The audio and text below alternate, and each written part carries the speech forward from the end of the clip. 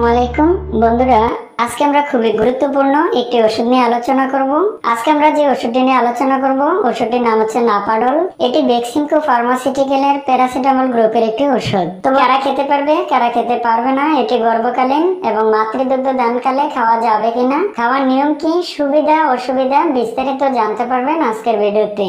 ওষুধটি সম্পর্কে পূর্ণ ধারণার জন্য না টেনে সম্পূর্ণ ভিডিওটি দেখুন। তো বন্ধু, মূল আলোচনা শুরু করার পূর্বে আমার একটি অনুরোধ থাকবে, আপনি যদি এই চ্যানেলে নতুন হয়ে থাকেন চ্যানেলটিকে সাবস্ক্রাইব করে পাশে থাকা বেল আইকনটি প্রেস করে দিবেন পরবর্তী ভিডিওগুলো সবার আগে দেখার জন্য। আর যারা অলরেডি সাবস্ক্রাইব করেছেন তাদেরকে অসংখ্য ধন্যবাদ। প্যারাসিটামল ব্যথানাশক এবং জ্বর উপশম গুণাবলীর সাথে কিছুটা প্রদাহ বিরোধী কার্যকারিতা আছে।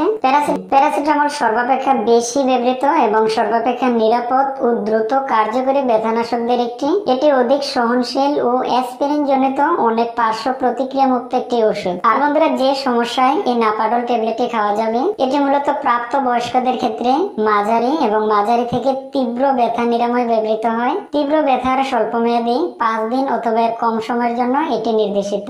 এছাড়াও এটি শরীর ব্যথা, দাঁত ব্যথা, কানের ব্যথা, হাড়ের ব্যথা, স্নায়ু প্রদাহ জনিত ব্যথা, ঋতুস্রাব জনিত ব্যথা, মুচকে যাওয়া ব্যথা, শরীরে আঘাতজনিত ব্যথা, পিঠে ব্যথা, পায়ের গোড়ালি ব্যথা, অস্ত্রোপচারের পরবর্তী ব্যথা, বাত ও বাতজনিত ব্যথা, অস্টিও আর্থ্রাইটিস জনিত ব্যথা এবং অস্থি সংযোগ সমূহের ব্যথা নিরাময়ে বেশ কার্যকরী। ট্যাবলেটটি খাওয়ার নিয়ম: মাঝারি অথবা মাঝারি থেকে তীব্র ব্যথায় প্রতিদিন 1 থেকে 2টি ট্যাবলেট 3 বার, সর্বোচ্চ 4 বার পর্যন্ত খাওয়া যাবে। তীব্র ব্যথায় প্রতিদিন 2টি ট্যাবলেট 3 বার, সর্বোচ্চ 4 বার পর্যন্ত 5 দিন অথবা এর কম সময়ের জন্য নির্দেশিত।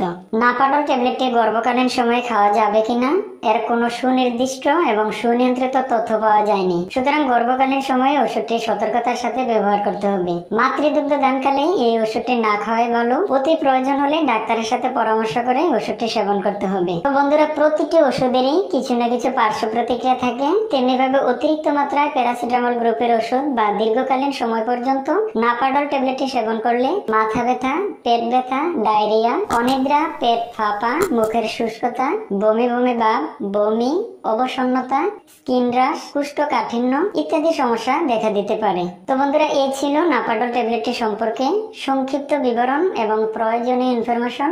আপনি যদি অন্য কোনো ওষুধ সম্পর্কে জানতে চান তাহলে কমেন্ট করে ওষুধের নাম লিখে দিবেন। আমরা পরবর্তী ভিডিওতে সেই ওষুধের বিস্তারিত তুলে ধরব।